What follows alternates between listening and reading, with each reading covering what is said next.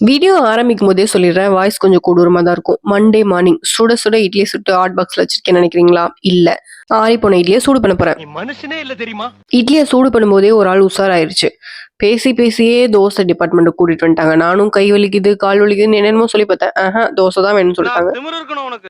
சரி பொழச்சு போங்கன்னு தோசை ஊத்தி குடுத்துட்டு, ஆஃபீஸ்க்கு கிளம்ப மனசே இல்ல. ஏன்னா மண்டே இல்லையா? இன்னைக்கு இருக்க பாடி கண்டிஷனுக்குலாம் லஞ்ச்லாம் பண்ண முடியாது. ஒழுங்கா ஆஃபீஸ்ல போய் சாப்பிட்டுக்கோங்கன்னு சொல்லிட்டு கிளம்பியாச்சு.